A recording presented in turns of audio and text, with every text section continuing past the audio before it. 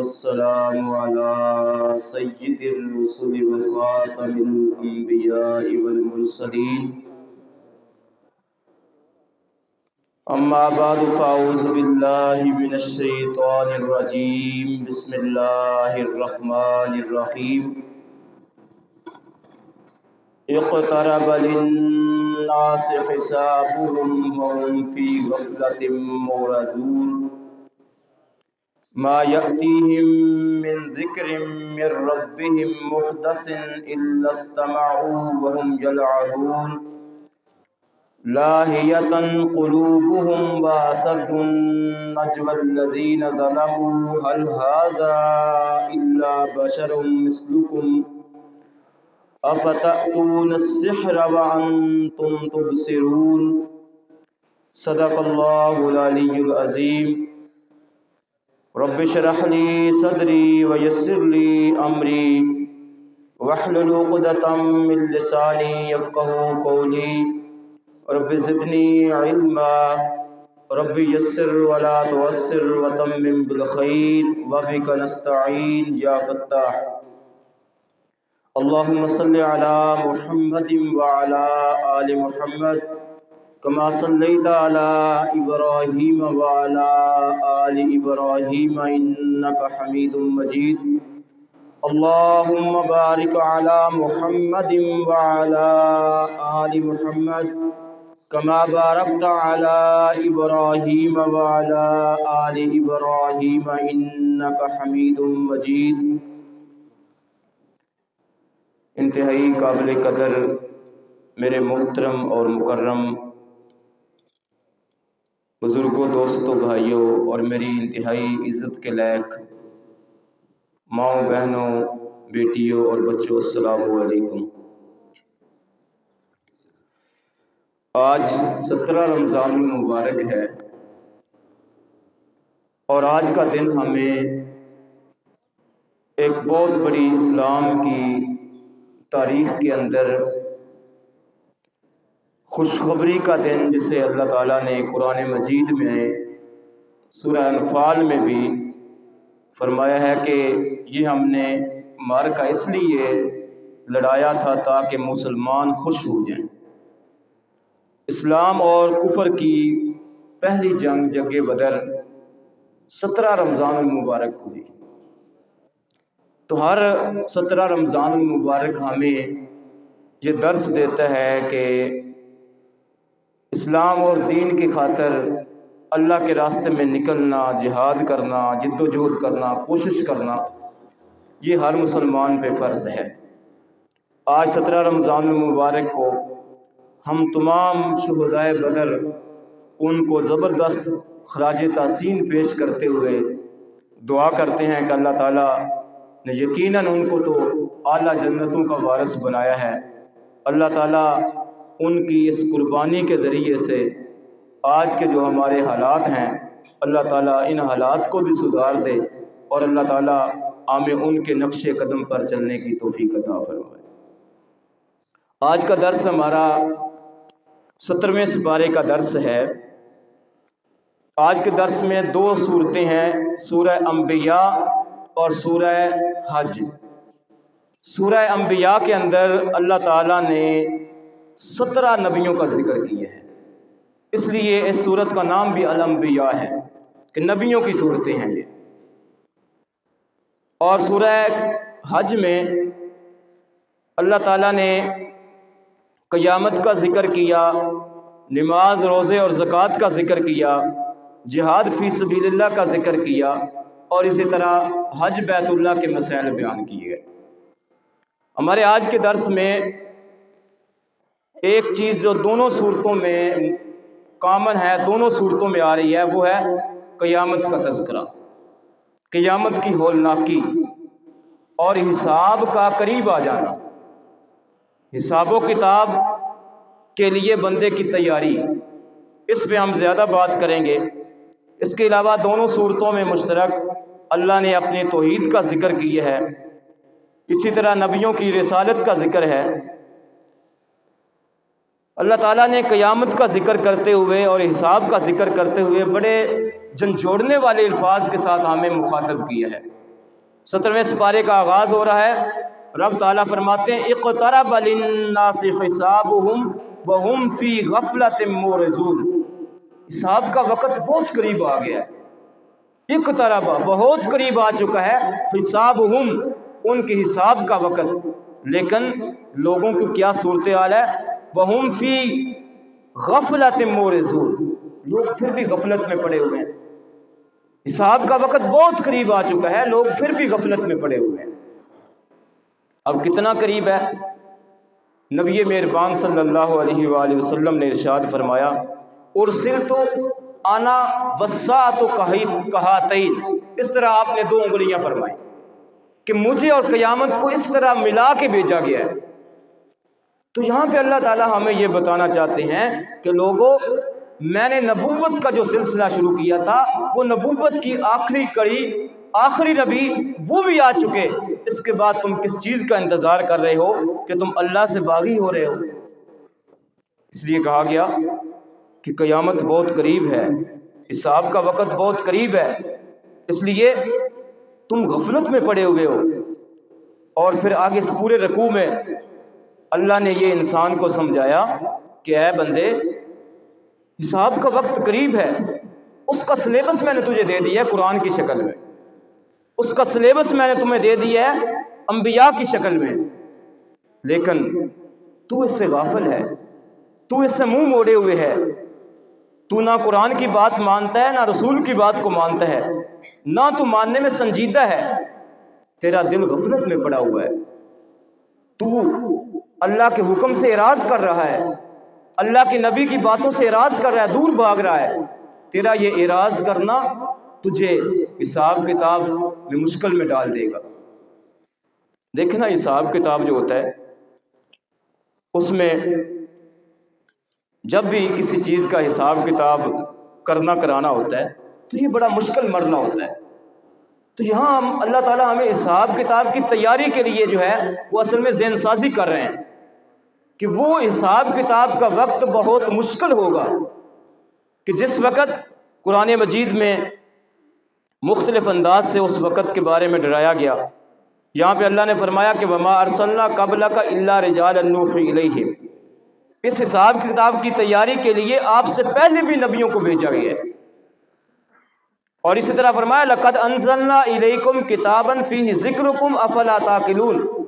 इस हिसाब किताब की तैयारी के लिए मैंने तुम्हारे सामने अपना जिक्र नाज़िल कर दिया है, और इससे पहले मैंने कितनी किताबें नबियों को दे दी हैं जिनका मकसद सिर्फ ये था कि इस हिसाब किताब की तैयारी हो जाए। लेकिन ऐ इंसान, इसके बावजूद भी तू गफलत में डूबा हुआ है। तेरे सामने सिलेबस वाज़े है, पर्चा आउट कर दिया गया है, सवालात बता दिए गए हैं, सब कुछ बता दिया गया है, फिर भी अभी तू गाफिल है। और फिर रकू के आखिर में जाके फरमाया कि इससे बड़ी तेरे लिए तैयारी की और क्या बात हो सकती है। व कम कसमना मिन क़र्यतिन कानत ज़ालिमतन।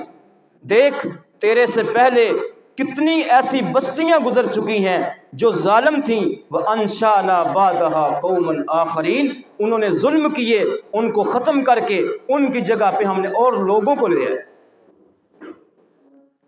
यानी उनके ऊपर अजाब आ गया। और फिर उन लोगों ने खुद कहा क़ालू या वैलना इन्ना कुन्ना ज़ालिमीन। ऐ अल्लाह, हम जालिम हैं, हम जालिम हैं। जब इस दुनिया से चले गए और उनके ऊपर अजाब का कोड़ा बरसा, फिर खुद उन्होंने इकरार किया या अल्लाह हम जालिम हैं। अल्लाह हमें बताना ये चाहते हैं कि लोगों, वो वक़्त आने से पहले कि तुम खुद इकरार करो कि या अल्लाह हम जालिम हैं, अपनी इस्लाह कर लो। और जब तुम्हारा हिसाब होना है उस वक़्त की थोड़ी सी अल्लाह ने एक झलक दिखाई कि कैसे हिसाब होना है। फरमाया वनज़अल मवाज़िनल क़िस्त यौमल क़ियामा। क़यामत वाले दिन हम इंसाफ का तराजू लगा देंगे, इंसाफ का तराजू लगेगा। फ़ला तुज़लमु नफ़्सुन शैयन। किसी बंदे के साथ ज़र्रा बराबर भी जुल्म नहीं किया जाएगा। इंसाफ का तराजू होगा, ज़र्रा बराबर जुल्म नहीं होगा। व इन कान मिस्काल हब्बतिन मिन खरदलिन। अगर राई के दाने के बराबर भी कोई नेकी या बदी होगी अतैना बिहा, हम उसको ले आएंगे। وکفا بنا حاسبین، اور اس طرح ہم حساب لینے کے لیے کافی ہیں۔ دیکھیں اللہ تعالیٰ ہمیں یہ بتانا چاہتے ہیں کہ اگر آپ کی نیکی رائی کے دانے کے برابر ہے، اور اس سے مراد جو ہے وہ چھوٹی سے چھوٹی ہے، ضروری نہیں کہ رائی کا دانہ کے برابر ہی ہو، یعنی چھوٹی سے چھوٹی تمہاری نیکی اور چھوٹی سے چھوٹی تمہاری برائی اللہ جو ہے اس کو لکھ رہے ہیں، اور جس وقت حساب کتاب ہونا ہے اس وقت اللہ فرماتے ہیں اتینا بہا، ہم اس کو لے آئیں گے اور اس طریقے سے ہم حساب کریں گے۔ کرامن کاتبین یعلمون ما تفعلون، وہ معزز فرشتے لکھنے والے کندھوں کے اوپر بیٹھے ہوئے ہیں، لکھ رہے ہیں، سارے کا سارا حساب و کتاب مرتب ہو رہا ہے، اور جس وقت حساب کا وقت ہوگا وہ پیش کر دیا جائے گا۔ اس طریقے سے اللہ فرماتے ہیں ہم حساب لینے کے لیے ہم کافی ہیں۔ تو دیکھیں ڈنڈی تو بندہ وہاں پہ مار سکتا ہے جہاں پہ کسی کو پتہ نہ ہو، بندہ کسی دوسرے راستے سے تو وہاں سے نکل سکتا ہے کہ جس نے حساب لینا ہے وہ کمزور ہو۔ اللہ کی ذات خالق، مالک، رازق، علیم بذات الصدور، ہمارے دلوں کے اندر جو بات اٹھتی ہے اس سے بھی واقف۔ وہ کہہ رہے ہیں کہ تمہاری چھوٹی سے چھوٹی برائی اور اچھائی وہ لائی جائے گی، حاضر کی جائے گی، پیش کی جائے گی، اور اس کی بنیاد کے اوپر تمہارا حساب و کتاب ہوگا اور انصاف کا ترازو رکھے گا۔ پھر اللہ تعالیٰ نے بات سمجھانے کے لیے نبی پاک صلی اللہ علیہ وآلہ وسلم کو فرمایا کہ اے میرے حبیب، ان لوگوں کو حساب کے لیے تیار کیجئے اور ان کو بتائیے وما جعلنا لبشر من قبلک الخلد، کہ لوگوں تم سے پہلے کسی بندے کو بھی اللہ نے ہمیشہ کے لیے اس دنیا میں نہیں بھیجا، تم بھی تھوڑے سے وقت کے لیے ہو۔ اور فرمایا میرے حبیب ان کو بتا دیجئے یہ جو قیامت کے منکر ہیں، آخرت کے منکر ہیں، حساب کے منکر ہیں، افإن مت فهم الخالدون، آپ دنیا سے چلے جائیں گے کیا یہ باقی رہیں گے؟ نہیں، کل نفس ذائقۃ الموت، ہر انسان نے موت کا ذائقہ چکھنا ہے، ہر نفس نے موت کا ذائقہ چکھنا ہے۔ وَنَبْلُوكُمْ بِالشَّرِّ وَالْخَيْرِ فِتْنَةً وَإِلَيْنَا تُرْجَعُونَ، اور ہم تمہیں نیکی اور بدی کے ساتھ، خیر اور شر کے ساتھ آزمائیں گے، وَإِلَيْنَا تُرْجَعُونَ، اور آخر کار تم نے ہمارے پاس آنا ہے۔ اب دیکھیں دنیا آزمائش ہے، کسی کو اللہ نے خیر کے ساتھ آزمایا ہوا ہے، کسی کو اللہ نے شر کے ساتھ آزمایا ہوا ہے، کسی کو اللہ وسعت کے ساتھ آزماتا ہے، کسی کو اللہ تنگی کے ساتھ آزماتا ہے، کسی کو اللہ خوشی کے ساتھ آزماتا ہے، کسی کو اللہ غم کے ساتھ آزماتا ہے۔ فرمائیے دنیا کی زندگی آزمائش ہے اور ہم تمہیں ضرور آزمائیں گے۔ وَنَبْلُوكُمْ بِالشَّرِّ وَالْخَيْرِ، اس آزمائش سے نکلنے کے بعد وَإِلَيْنَا تُرْجَعُونَ، تم نے ہماری طرف آنا ہے۔ اچھا اب یہ دیکھنا اللہ تعالیٰ نے یہاں پہ موت کے ساتھ، قیامت کے ساتھ آزمائش کا ذکر کیا ہے۔ یہ بالکل اللہ ایسے سمجھانا چاہتے ہیں کہ ایک بندے کو آپ کمرہ امتحان میں بٹھا دیں، کمرہ امتحان میں بٹھانے کے بعد اسے آپ کہیں کہ یہاں پہ تم نے بیٹھنا ہے، یہ پرچہ ہے، اس کو حل کرو، اگر تم نقل کرو گے یا 2 نمبری کرو گے تو فوری طور پہ ایک آئے گا بندہ اور تمہاری گردن اتار دے گا، یعنی آزمایا جا رہا ہے۔ اور اس بندے کو یہ بھی پتا ہو کہ یہ جو اوپر کیمرہ لگا ہوا ہے یہ 100% مجھے دیکھ رہا ہے، اور جس وقت ہی میں نقل کرنے کی کوشش کروں گا تو فوری طور پہ یہ کیمرہ جو ہے پیچھے ایک ٹیم بیٹھی ہوئی جو اس کو دیکھ رہی ہے اور میری گردن جو ہے وہ اتار دی جائے گی۔ تو کیا وہ بندہ اس آزمائش کی گھڑی کے اندر نقل کرے گا؟ سوچے گا بھی نہیں، کیمرہ لگا ہوا ہے۔ تو اللہ یہاں پہ ہمیں بتانا چاہتے ہیں کہ لوگوں یہ دنیا کے اوپر میں تمہیں آزما رہا ہوں، کسی کو خوشیاں دے کے، کسی کو غمیاں دے کے، کسی کو دکھ دے کے، کسی کو سکھ دے کے، یہ سب کچھ نہیں ہے، یہ تمہاری آزمائش کے لیے ہے، یہ کمرہ امتحان کے اندر تمہیں پتہ کرنے کے لیے ہے کہ کون نیک ہے، کون بد ہے، کون اچھا ہے، کون برا ہے۔ وَإِلَيْنَا تُرْجَعُونَ، تم نے میری طرف لوٹنا ہے، میری طرف آنا ہے۔ میری طرف آنے سے پہلے پہلے کُلُّ نَفْسٍ ذائقۃ الموت، موت سے پہلے پہلے اپنی آخرت کی تیاری کرو۔ کیوں؟ موت سے پہلی تیاری ہے، موت کے بعد تیاری نہیں ہے۔ جس وقت بندہ اس کی روح نکل گئی اس کے بعد وہ کوئی عمل نہیں کر سکتا. اس سے پہلے جو کچھ اس نے کیا اسی کی بنیاد کے اوپر اس کا حساب ہو جانا ہے. اس لیے اللہ میں کہہ رہے ہیں اقترب للناس حسابهم، لوگوں تمہارے حساب کا وقت بہت قریب آ چکا ہے. وہم فی غفلۃ معرضون، اور تم ہو کہ غفلت کے اندر منہ موڑے جا رہے ہو. تمہیں اللہ کی طرف بلایا جا رہا ہے اور تم اللہ سے دور بھاگے جا رہے ہو. تمہیں مغفرت کی طرف بلایا جا رہا ہے اور تم جو ہے وہ باغی بنے جا رہے ہو. ایسا نہ کرو. کیوں؟ وہ حساب کا وقت بہت مشکل وقت ہے. کیسا وقت ہے؟ سورہ حج کے اندر، سورہ حج کی پہلی آیت کے اندر اللہ تعالیٰ نے اس کا نقشہ کھینچ کے بتا دیا کہ وہ حساب کتاب کا وقت وہ بہت ہی مشکل وقت ہے. اور اس وقت کی ہولناکی کے بارے میں فرمایا یا ایھا الناس اتقوا ربکم، اے لوگو اللہ سے ڈرو. ان زلزلۃ الساعۃ شیء عظیم، قیامت کا زلزلہ بہت بڑی چیز ہے. زلزلہ چند دن پہلے تھوڑا سا زلزلہ آیا، ایسے معمولی سا، تو دنیا ڈر گئی. اللہ فرماتے ہیں قیامت کا زلزلہ بہت بڑی چیز ہے، اور وہی زلزلہ ہے جس وقت تمہارا حساب ہونا ہے. وہی زلزلہ ہے جس وقت تمہارا نامہ اعمال پیش کیے جانے ہیں. وہی زلزلہ ہے جس وقت تمہیں قبروں سے کھڑا کر دیا جانا ہے. وہی زلزلہ ہے تمہاری برزخ کی زندگی ختم ہو جانی ہے اور حساب کتاب کے لیے تمہیں اللہ کے دربار میں کھڑا ہونا پڑ رہا ہے. لوگوں اس وقت سے ڈر جاؤ کیونکہ وہ بہت مشکل وقت ہے. نبی مہربان صلی اللہ علیہ وآلہ وسلم نے فرمایا کہ جو قیامت کا زلزلہ ہوگا اس وقت یہ جو زمین ہے ہماری جس کے اوپر ہم رہ رہے ہیں، اس زمین کی صورتحال اس طرح ہو جائے گی کہ جیسے ایک کشتی کے اندر، ایک کشتی جو ہے پانی کے اندر دونوں طرف سے اس کو لہریں پڑتی ہیں، اور ایک لہر آتی ہے تو اس کو اٹھا کے ادھر لے کے جاتی ہے، ادھر سے لہر آتی ہے تو اس کو اٹھا کے ادھر لے جاتی ہے. پانی اور لہروں کے تھپیڑے اس کشتی کو بھگا بھگا کے لے جا رہے ہیں. قیامت کا جب زلزلہ آئے گا تو زمین کی صورتحال ایسی ہو جائے گی.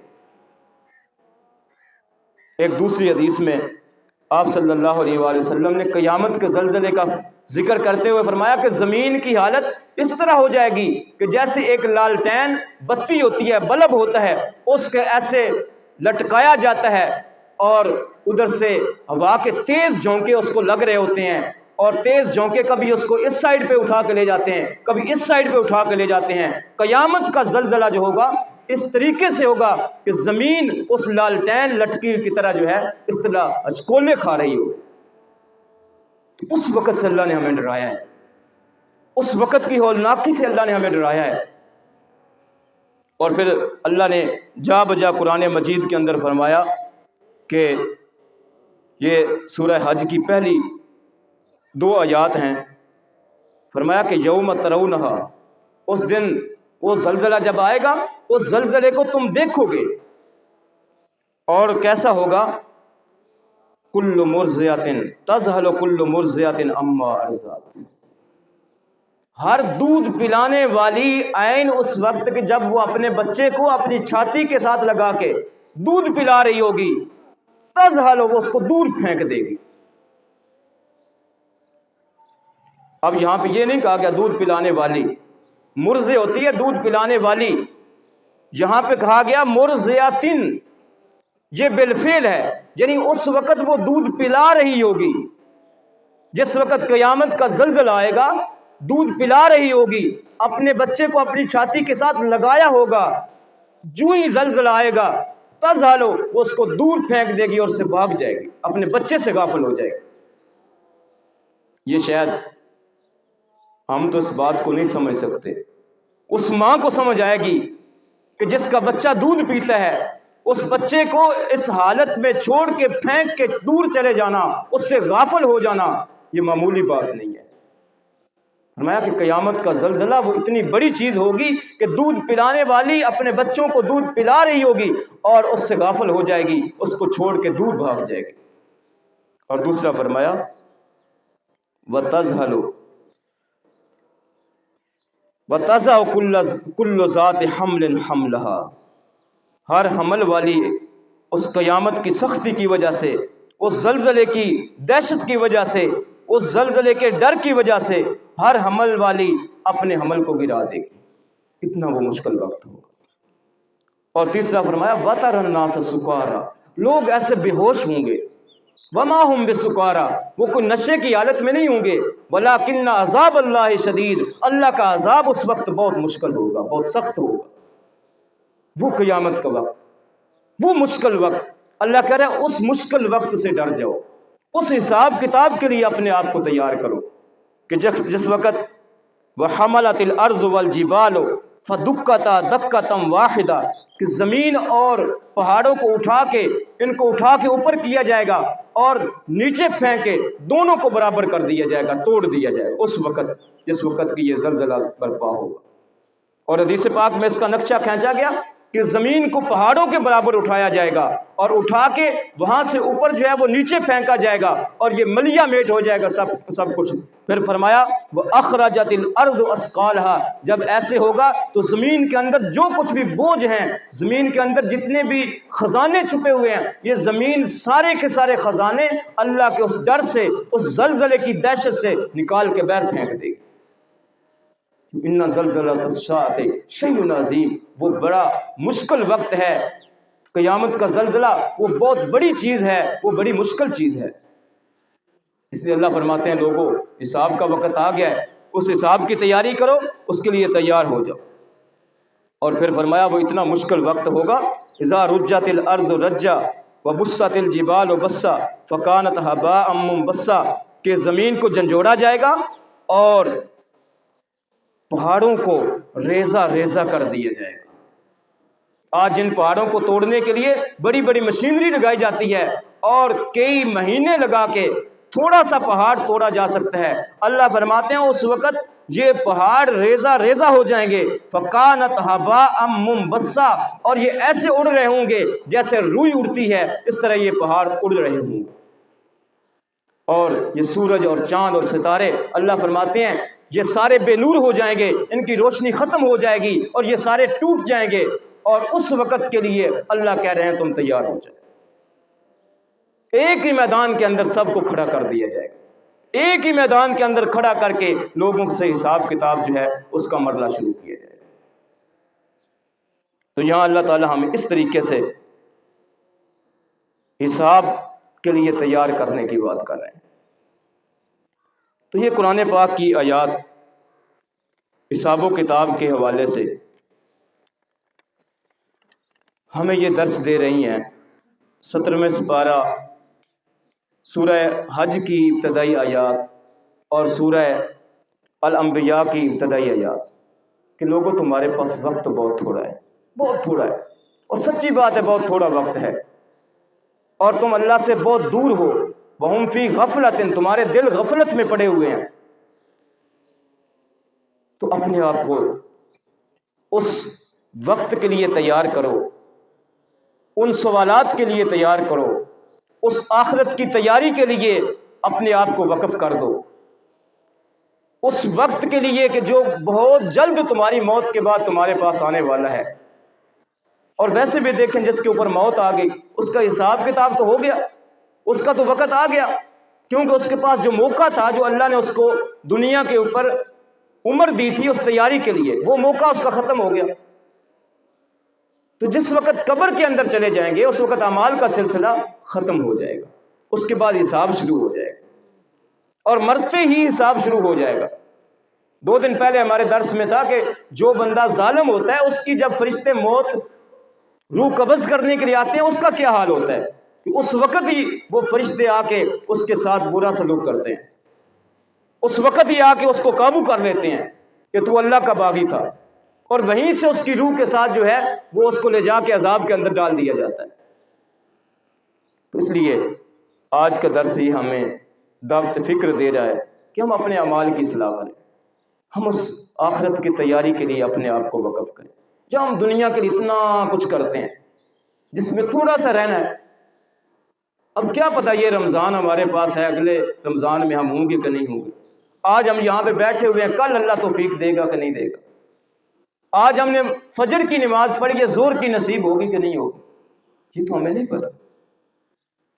اور قرب قیامت میں ہم قیامت کی جو نشانیاں اللہ کے پیارے حبیب صلی اللہ علیہ وآلہ وسلم نے بیان کی تھیں وہ نشانیاں پوری ہو رہی ہیں، ہم قیامت کے بالکل قریب ہیں۔ تو جب موت آ گئی، قیامت آ گئی، اس موت کی فکر کی ضرورت ہے، حساب و کتاب کی ضرورت ہے، اللہ نے ہمارا حساب کرنا ہے، اور قرآن مقدس نے یہ بتا دیا ہے کہ حساب کتاب جو ہے وہ اندھیرے میں نہیں ہوگا، روشنی میں ہوگا۔ اللہ تعالیٰ جو ہے وہ ایک ایک ذرے کا بھی حساب لے گا۔ تو ہم کم از کم اس حساب کی تیاری کے لیے روزانہ کی بنیاد پہ اپنا محاسبہ تو کریں کہ ہم کیا کرتے ہیں۔ یہ جو درس قرآن کی محفل ہے یہ صرف اس حساب کی تیاری کے لیے، صرف اس حساب کی تیاری کے لیے کہ ہم اپنے اعمال کو، اپنے قول و فعل کو قرآن مجید کے مطابق کرنے کی کوشش کریں، قرآن مجید کے پیغام کو سمجھیں اور اس کے مطابق اپنے جو ہے وہ معاملات کریں تاکہ ہمارا حساب آسان ہو جائے۔ دوسری چیز جو دونوں صورتوں کے اندر اللہ نے ذکر کی وہ توحید کا ذکر ہے۔ اللہ تعالیٰ نے سورہ الانبیاء کے اندر فرمایا کہ لوگوں یہ میری قدرت کی نشانیاں ہیں۔ اب ہمارے پاس ٹائم نہیں ہے کہ ہم اس کو ان آیات کو پڑھ سکیں۔ دوسرا پورا رکوع جو ہے، اور اسی طرح سورہ حج کے اندر بھی اللہ نے جو نشانیاں بتائیں اپنی، فرمایا کہ آسمان اور زمین یہ ملے ہوئے تھے، میں نے ان کو الگ الگ کیا، پانی سے میں نے ہر چیز کو زندہ کیا، پہاڑ بنائے، زمین بنائی، ان میں تمہارے لیے راستے بنائے جس کے اندر تم چلتے ہو، آسمان کو چھت بنایا، رات اور دن، سورج چاند ستاروں کا یہ پورا نظام میں نے تمہیں بنا کے دیا۔ انسان کی تخلیق کے مراحل کا ذکر کیا کہ کیسے میں نے ایک پانی کی بوند سے ایک نوجوان بنایا اور پھر اس کو بڑھاپے کی طرف لے کے گیا اور پھر اس کو قبر کی طرف لے کے گیا۔ یہ ساری باتیں اللہ نے اپنی نشانیاں ذکر کی ہیں، اور نشانیاں ذکر کرنے کے بعد اللہ فرماتے ہیں شکوے کی بات یہ ہے کہ ان ساری قدرتوں کا مالک میں ہوں، ام اتخذوا آلہۃ من الارض ہم ینشرون، لیکن اس کے باوجود بھی لوگ اللہ کے ساتھ اور الہ بناتے ہیں، ہم ینشرون، جو مردے کو زندہ نہیں کر سکتے۔ میں مردوں کو زندہ کرنے والا ہوں، میں زندہ کو مردہ کرنے والا ہوں، لیکن اس کے باوجود بھی کہ سب کچھ کرنے والا میں ہوں، ان مشرکین نے ام اتخذوا آلہۃ من الارض، زمین کے اندر سے الہ بنا لی ہیں۔ اللہ نے بات اس طریقے سے سمجھائی کہ لوگوں عقل کی بات یہ ہے، لو کان فیہما آلہۃ، اگر اس زمین کے اندر دو الہ ہوتے، لفسدتا، تو زمین کے اندر فساد برپا ہو جاتا کہ ایک کہتا آج بارش برسانی ہے، ایک کہتا بارش نہیں برسانی، ایک کہتا اسکولات دینی ہے، دوسرا کہتا نہیں دینی۔ تو بات اللہ یہ سمجھانا چاہتے ہیں کہ زمین کے اندر ایک ہی واحد الہ ہے اور وہ اللہ کی ذات ہے۔ فرمایا فسبحان اللہ رب العرش عما یصفون، اللہ تو پاک ہے ان باتوں سے جو یہ کرتے ہیں۔ پھر آیت نمبر 29 کے اندر جا کے فرمایا ام اتخذوا آلہۃ، انہوں نے اللہ کو چھوڑ کے جو الہ بنا لیے، قل ہاتوا برہانکم، اے میرے حبیب ان مشرکین سے پوچھئے کہ اگر تم نے یہ الہ بنایا ہے تو کوئی دلیل لے کے آؤ، کوئی دلیل لے کے آؤ کہ یہ جو تم نے اللہ کو چھوڑ کے ان بتوں کو الہ بنایا ہوا ہے، جو ان کی تم پوجا پاٹ کرتے ہو، کوئی دلیل لے کے آؤ، دلیل پہ بات کرو۔ لیکن اللہ نے ساتھ ہی واضح کر دیا کوئی دلیل نہیں ہے۔ فرمایا ھذا ذکر من معی و ذکر من قبلی، یہ میرے ساتھ میرا ذکر ہے یعنی قرآن مجید، و ذکر من قبلی، اور میرے سے پہلے جو نبی گزر چکے ہیں ان کی جو کتابیں تھیں وہ بھی اس بات پہ شاہد ہیں کہ کوئی الہ اس کائنات کے اندر اللہ کے سوا نہیں ہے۔ لیکن بل اکثرہم لا یعلمون الحق، اکثر حق کو جانتے نہیں ہیں، فہم مورزون، اور حق کو جانتے بھی نہیں اور وہ منہ موڑے ہوئے ہیں، وہ حق کی طرف آنا نہیں چاہتے۔ پھر فرمایا کہ جن کو انہوں نے الہ بنا لیا ہے، لا یستطیعون نصر انفسہم، وہ تو اپنی جانوں کی، اپنے آپ کی بھی مدد نہیں کر سکتے، ولا ہم منا یصحبون، اور نہ ہی ہم نے ان کو اپنی طرف سے کوئی ایسی طاقت دی ہے جس کی بنا پہ یہ ان کی مدد کر سکے۔ آگے اللہ نے 17 نبیوں کا ذکر کیا ہے سورہ انبیاء کے اندر، 17 نبیوں کا نام لیا ہے۔ نوح علیہ السلام، داؤد علیہ السلام، سلیمان علیہ السلام، حضرت ایوب علیہ السلام، اسماعیل علیہ السلام، ادریس علیہ السلام، حضرت ذوالکفل کا اللہ نے ذکر کیا۔ اس طرح نبیوں کے نام لینے کے بعد ساتھ ساتھ ان نبیوں کی اللہ کے ساتھ تعلق، اللہ کو پکارنا، اللہ کے ساتھ جو ہے اللہ سے اپنی حاجات اور مشکلات ان کے سامنے رکھنا، اس کا ذکر ہے کہ کیسے ایک نبی نے اللہ کے سامنے اپنی بات کو رکھا، دوسرے نبی نے کیسے اپنی بات کو رکھا، اپنی مشکل کو رکھا۔ حضرت ایوب علیہ السلام کے صبر کا ذکر ہے کہ ایوب علیہ السلام کو اللہ نے بیماری میں جو ہے وہ مبتلا کیا، تو ایوب علیہ السلام نے اللہ سے اپنی بیماری کی دعا کی۔ وذنون اور مچھلی والا یونس علیہ السلام کا ذکر ہوا، اذ ذهب مغاضبا فظن ان لن نقدر علیہ، جب ان کے اوپر مشکل وقت آ گیا اور ان کو یہ پتہ چل گیا کہ اب جو ہے اس مشکل سے نکالنے کے لیے کوئی اور طاقت نہیں رکھتا، فنادى فی الظلمات، تو مچھلی کے پیٹ کے اندر کے اندھیرے سے، دریا اور سمندر کے پانی کے اندر کے اندھیرے سے بولے، الا لا الہ الا انت سبحانک انی کنت من الظالمین، یا اللہ تو ہی میرا الہ ہے، تو ہی اس مشکل سے مجھے نکال سکتا ہے، سچی بات یہ ہے میں تو ظالم ہوں۔ حضرت یونس علیہ السلام اپنی قوم کے پاس سے چلے گئے اجازت لیے بغیر اللہ سے، تو اللہ تعالیٰ نے اپنے بندے کو سمجھانے کے لیے مچھلی کو حکم دیا کہ ان کو نگل لیں، مچھلی کے پیٹ کے اندر چلے گئے، اور اللہ تعالیٰ نے مچھلی کو یہ حکم دیا کہ میرے بندے کا ایک بال بھی بھیکا نہیں ہونا چاہیے، تو مچھلی کے پیٹ کے اندر جو ہے وہ اللہ کو پکار رہے ہیں۔ تو یہاں پہ اللہ تعالیٰ نے سارے نبیوں کا ذکر کر کے ان کی جو مشکلات تھیں جو اللہ سے انہوں نے کی، ان کی جو التجائیں تھیں جو اللہ کے ساتھ انہوں نے کی، یہ ساری ذکر کرنے کے بعد اللہ فرماتے ہیں ذالک بان اللہ هو الحق، یہ ہے وہ اللہ برحق، وان ما يدعون من دونه هو الباطل، اللہ کو چھوڑ کے کسی اور کو پکارتے ہو تو وہ باطل ہے۔ دیکھنا دعا کرنا، یہاں پہ دعا کا ذکر ہے خاص طور پہ، تو دعا یہ نبی پاک صلی اللہ علیہ وآلہ وسلم نے فرمایا الدعاء مخ العبادہ، دعا عبادت کا مغز ہے، اللہ عبادت ہے دعا۔ تو قرآن مجید میں جا بجا فرمایا گیا کہ جس وقت تمہیں کوئی مشکل ہے اللہ کو پکارو، اللہ سے کے سامنے اپنی التجا رکھو، اور سارے نبیوں نے آ کے اسی بات کا ذکر کیا۔ پھر اللہ تعالیٰ آخر میں نبی مہربان صلی اللہ علیہ وآلہ وسلم نبی رحمت للعالمین کا ذکر کرتے ہوئے اللہ فرماتے ہیں وما ارسلناک الا رحمت للعالمین، یہ 17 نبی جو ہیں ان کا ذکر کرنے کے ساتھ کسی کو رحمت للعالمین کا لقب نہیں عطا کیا۔ اگر رحمت للعالمین کا لقب عطا کیا گیا ہے تو میرے اور آپ کے پیارے آقا صلی اللہ علیہ وآلہ وسلم کو عطا کیا گیا، آپ رحمت للعالمین ہیں۔ لیکن آگے فرمایا یہ جو میرے نبی رحمت للعالمین ہیں، قل انما یوحی الیہ، اے میرے حبیب آپ ان سے فرما دیجئے میری طرف وحی کی گئی ہے، انما الہکم الہ واحد، کہ اللہ وہ واحد الہ ہے، فہل انتم مسلمون، کیا تم مانتے ہو؟ اور آخری آیت سورہ الانبیاء کی فرمایا میرے حبیب قال رب احکم بالحق، آپ فرما دیجئے اے اللہ حق کے ساتھ تو فیصلہ کر دے۔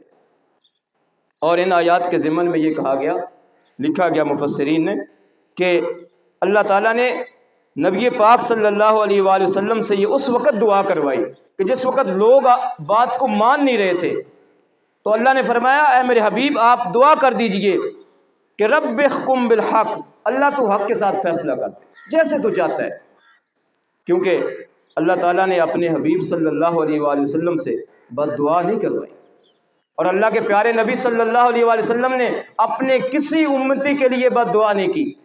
اور آج اگر ہم عذاب سے بچے ہوئے ہیں، ساری برائیاں ہمارے اندر موجود ہیں جن کی وجہ سے پہلی امتیں ہلاک ہو گئیں، پہلی امتیں تباہ اور برباد ہو گئیں، وہ ساری برائیاں ہمارے اندر موجود ہیں، عذاب نہیں آ رہا، اس کی کیا وجہ ہے؟ اس کی وجہ صرف نبی رحمت للعالمین ہے، ورنہ کب کہ ہم اس دنیا سے مٹ چکے ہوتے۔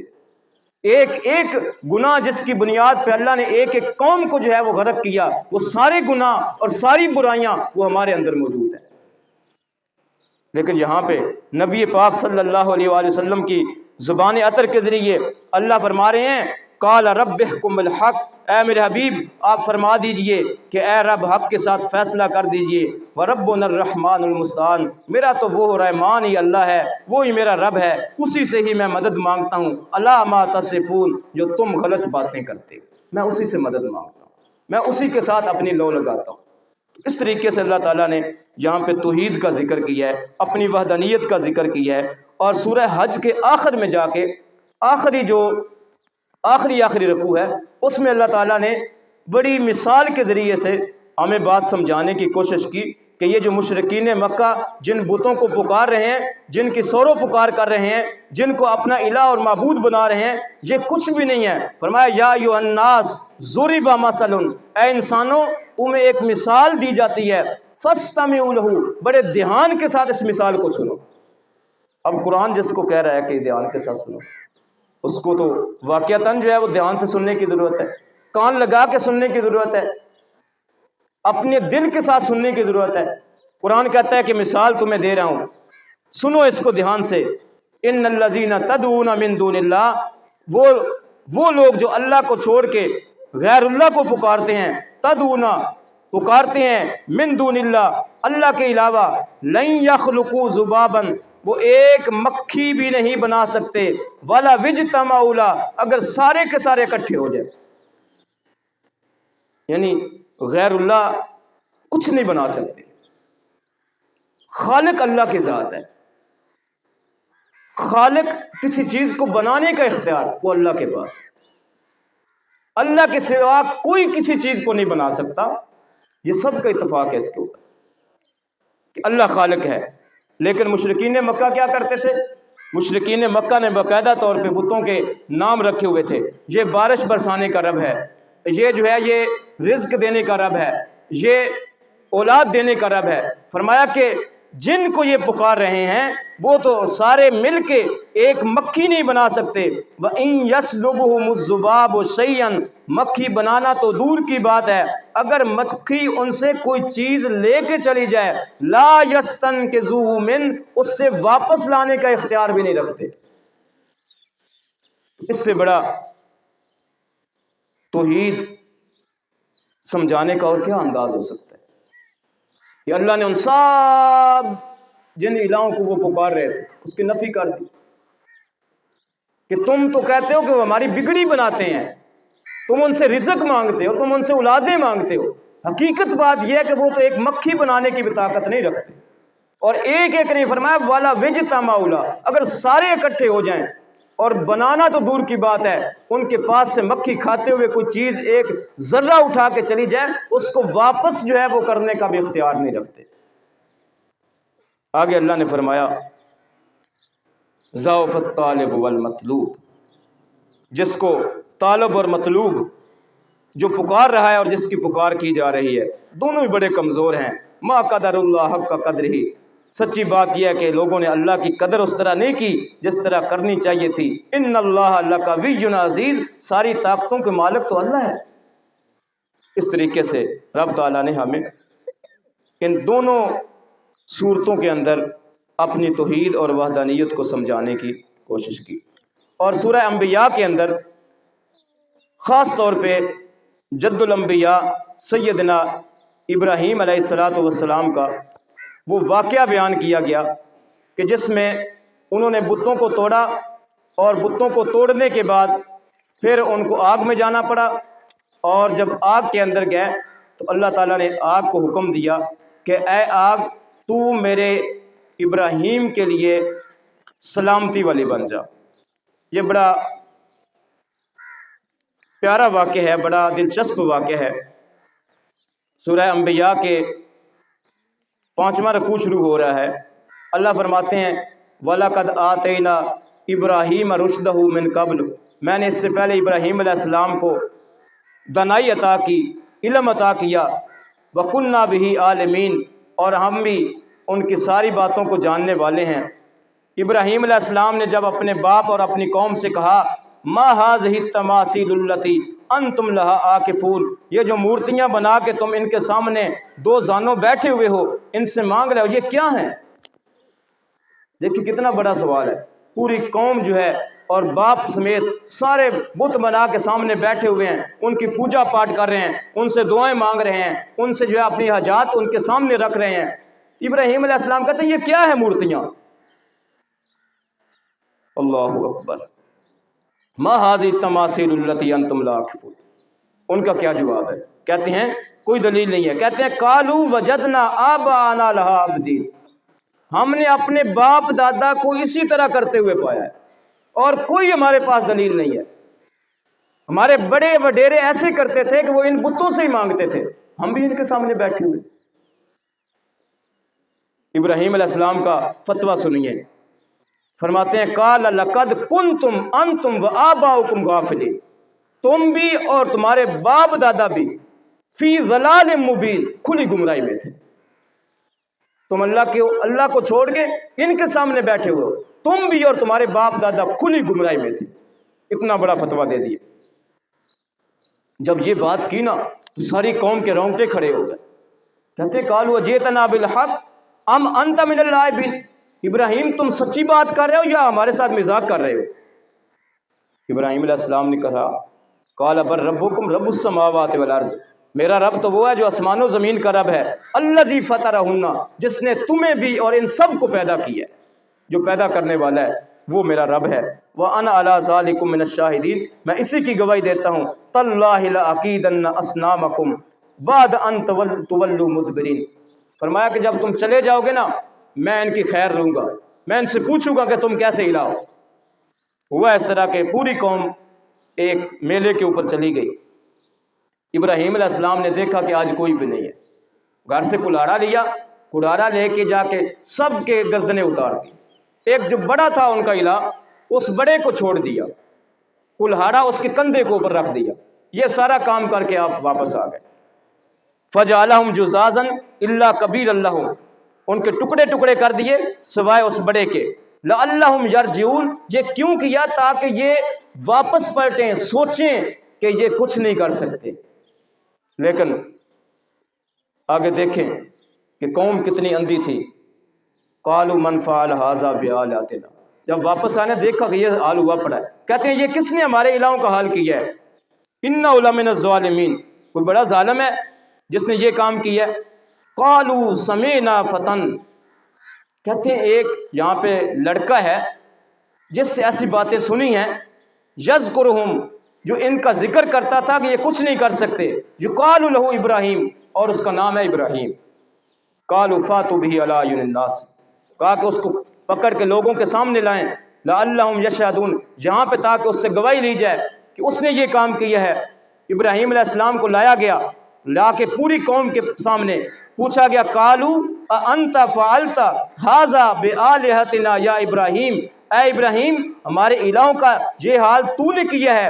قال بل فعلہ کبیرہم ھذا، ابراہیم علیہ السلام نے ان کی عقل چیک کرنے کے لیے، ان کو عقل دلانے کے لیے فرمایا یہ جو بڑا ہے نا جس کے کندھے کے اوپر کلاڑا رکھا ہوا ہے، یہ سارا کچھ اسی نے کیا ہے، تاکہ ان کو سمجھ آ جائے یہ کرتے کچھ نہیں ہے، یہ کچھ نہیں کر سکتے۔ کہتے ہیں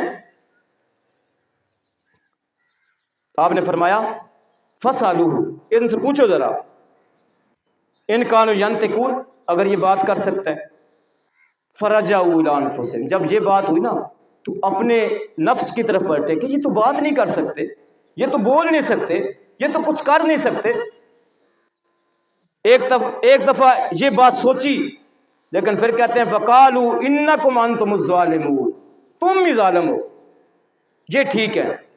ثُمَّ نُكِسُوا عَلَىٰ رُءُوسِهِمْ، اللہ فرماتے ہیں پھر الٹا وہ پلٹ پڑے اور کہنے لگے لَقَدْ عَلِمْتَ مَا هَؤُلَاءِ يَنطِقُونَ، تمہیں کیا پتہ یہ باتیں کر سکتے ہیں کہ نہیں کر سکتے؟ تو عقل ماری گئی۔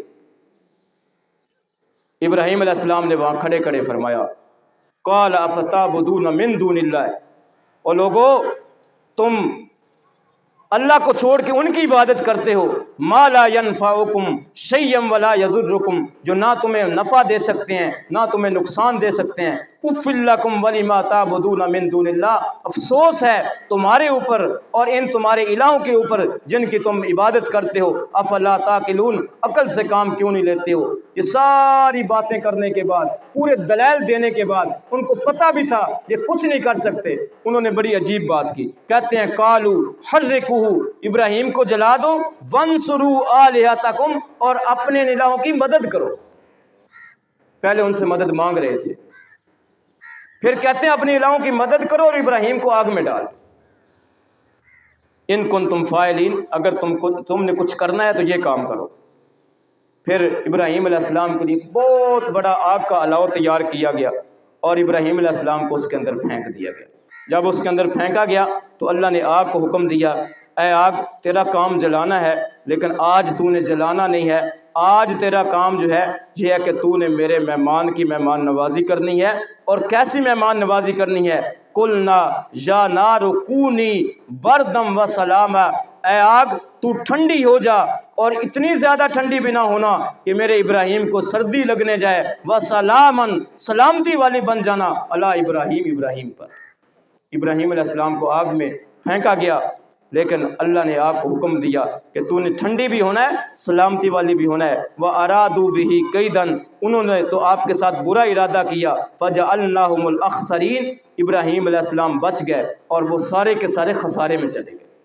تو یہاں پہ یہ جد الانبیاء جن کا اللہ نے قرآن مجید میں توحید کے ساتھ جو ہے وہ تعارف کروایا ہے کہ بہت بڑے جو ہے اللہ کی توحید کے دعویٰ کرنے والے، اللہ کی توحید کا اعلان کرنے والے، اپنے باپ سے ٹکر لینے والے، اپنی قوم کو چھوڑنے والے، آگ میں جو ہے وہ اللہ کی توحید کے لیے جانے والے ابراہیم علیہ السلام کا خاص طور پہ واقعہ بیان کیا گیا۔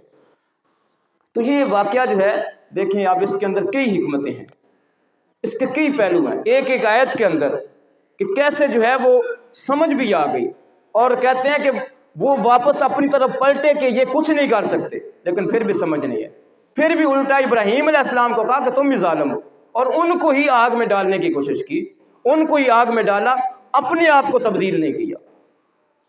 تو جس وقت بندہ پلٹنے کی کوشش کرے، اللہ کے احکامات کو سنے، جب سمجھ آ جائے تو پھر یہ واقعہ ہمیں بتا رہا ہے کہ پھر بندے کو جو سمجھ آ جائے اللہ کی دین کی بات کی، اس کے اوپر عمل پیرا ہو جانا چاہیے۔ اس کے علاوہ سورہ حج میں اللہ تعالیٰ نے جو اہم موضوعات ہمیں دیے ہیں، کیونکہ ہمارے پاس صرف 12 منٹ ٹائم باقی ہے، تو میں 12 منٹ کے اندر ہی انشاءاللہ بات کو ختم کروں گا۔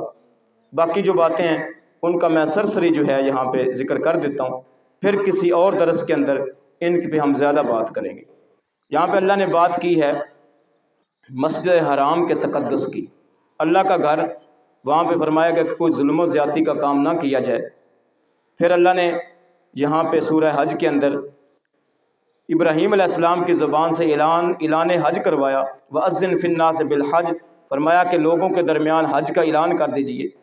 حج جو ہے وہ ہر اس بندے پہ فرض ہے جس کو اللہ نے استطاعت دی ہے، اور پھر اللہ کے جو شاعر ہیں، اللہ کی نشانیاں ہیں، ان کا یہاں پہ ذکر کیا گیا حج کے دوران۔ وَمَن يُعَظِّمْ شَعَائِرَ اللَّهِ فَإِنَّهَا مِن تَقْوَى الْقُلُوبِ، فرمایا کہ جو شاعر اللہ کی تعظیم کرتا ہے یہ دل کے تقوی کی بات ہے۔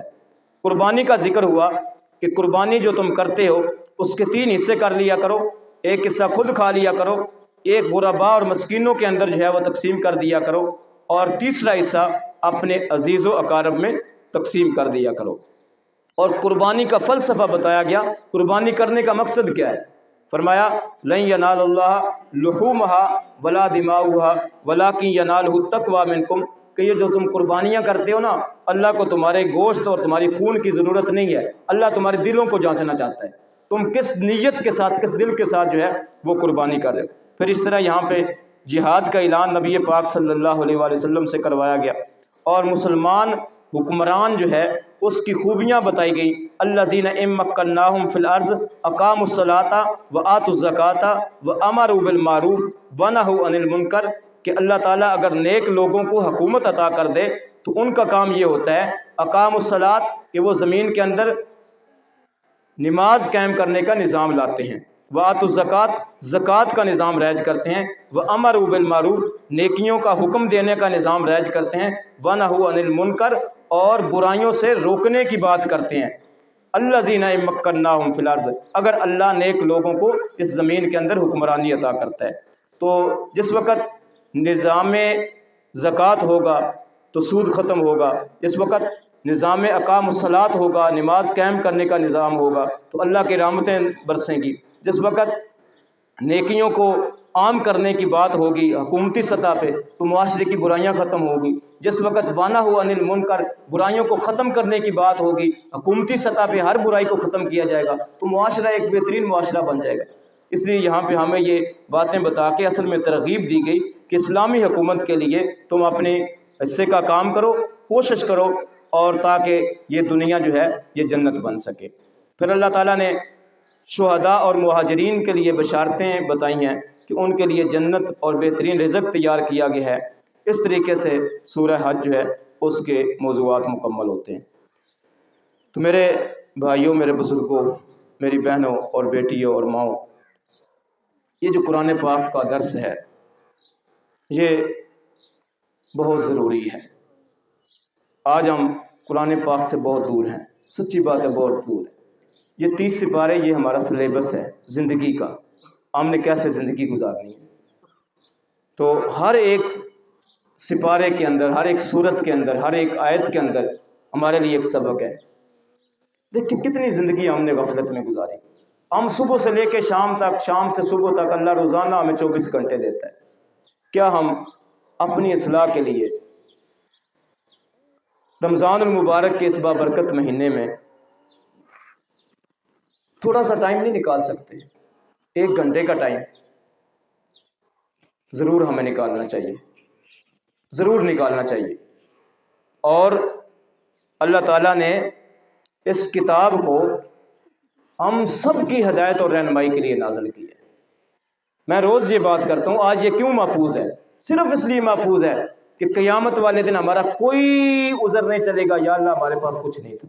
اللہ نے کہنا ہے پوری کی پوری کتاب تمہاری مسجد کے اندر، تمہارے گھر کے اندر 30 سپاروں کی شکل میں وہی کتاب موجود تھی جو اللہ کے نبی کے اوپر نازل ہوئی تھی، کوئی حرف بھی اس کا تبدیل نہیں ہوا تھا۔ تو جہاں پہ ہم اپنے دنیا کے کاروبار کرتے ہیں، دنیا کے کام کاج کرتے ہیں، ہم اپنی ملازمتیں کرتے ہیں، ہم جو ہے وہ شب و روز دنیا کے لیے محنت کرتے ہیں، اس آخرت کے لیے تھوڑی سی تیاری کریں۔ اور تیاری، یہ دیکھیں یہ تیاری کی ٹریننگ ہے کہ ہم بیٹھے ہوئے ہیں، ہمیں پتہ چلتا ہے کہ قرآن پاک نے ہمیں کیا کہا ہے۔ 2 حدیث پاک آپ سے عرض کروں گا قرآن پاک کے حوالے سے۔ اللہ کے حبیب صلی اللہ علیہ وآلہ وسلم نے فرمایا ان اللہ یرفع بہذا الکتاب اقواما، اللہ تعالیٰ اس کتاب کے ذریعے سے کچھ لوگوں کو سربلندی عطا کرتا ہے، بڑا مقام دیتا ہے اللہ اس کتاب کے ذریعے سے۔ وَيَضَعُ بِهَا آخَرِينَ، کچھ لوگوں کو اللہ اس کتاب کے ذریعے سے پست کر دیتا ہے، کچھ لوگوں کو بلند کر دیتا ہے۔ اب کس کو بلند کرتا ہے؟ جو اس کو سمجھتا ہے، اس کو سیکھتا ہے، اس کے مطابق زندگی گزارتا ہے، اللہ اس کو دنیا میں ہی سر بلند کر دیتا ہے۔ اور خیرکم من تعلم القرآن وعلمہ، لیکن جو اس کو نہ سمجھتا ہے، نہ سیکھتا ہے، نہ اس کے مطابق زندگی گزارتا ہے، اس کو اللہ جو ہے وہ پست کر دیتا ہے۔ تو ہم سب کیا اس قرآن کے ذریعے سے، اس قرآن کی دعوت کے ذریعے سے اللہ کے نزدیک اپنے مقام کو بلند نہیں کر سکتے؟ ضرور کر سکتے ہیں۔ تو ہمیں رمضان المبارک کے چند دن باقی رہ گئے ہیں، زیادہ رمضان گزر گیا ہے، تو میں آپ سب سے یہ درخواست کرتا ہوں کہ سب سے پہلے خود اس درس قرآن کی محفل کا حصہ بنیں، حصہ رہیں۔ اس کے ساتھ ساتھ یہاں پہ جو لوگ نہیں آتے، جو اس سے محروم ہیں، ان کو لانے کی کوشش کریں تاکہ ہم سب مل کے اللہ کے کلام کو سمجھیں، اللہ کے کلام کی نور کو ہم اپنے دلوں میں لے کے جائیں، اور جس وقت ہم سنیں گے تو انشاءاللہ اللہ تعالیٰ جو ہے عمل کی بھی توفیق دے گا۔ لیکن اگر سنیں گے ہی نہیں، آئیں گے نہیں، تو پھر جیسے اللہ نے فرمایا کہ ہم فی غفلت معرضون، غفلت کے اندر ہیں، منہ موڑے ہوئے ہیں، پھر ہمارا حساب ہوگا۔ جب بات سنیں گے نہیں، غفلت سے نہیں نکلیں گے، جب غفلت سے نہیں نکلیں گے منہ موڑے رکھیں گے اور آخرت کی تیاری نہیں ہو پائے گی۔ تو اس لیے اللہ کی رضا کے لیے سب میرے بھائیوں نے، میرے بزرگوں نے، میری ماؤں بہنوں بیٹیوں نے اس درس کے لیے اپنے آپ کو تیار رکھنا ہے، اور ساتھ آپ نے کوشش کرنی ہے کہ روزانہ کی بنیاد کے پہ اس کی دعوت جو ہے وہ ضرور دیں۔ اللہ تعالیٰ سے ہم دعا کرتے ہیں کہ اللہ تعالیٰ اس قرآن کے ذریعے سے ہم سب کو سر بلند کر دے، اور اللہ تعالیٰ قیامت والے دن اس قرآن کو ہمارا شفیع اور ہمارا رہبر بنا دے۔ وما علینا الا البلاغ المبین۔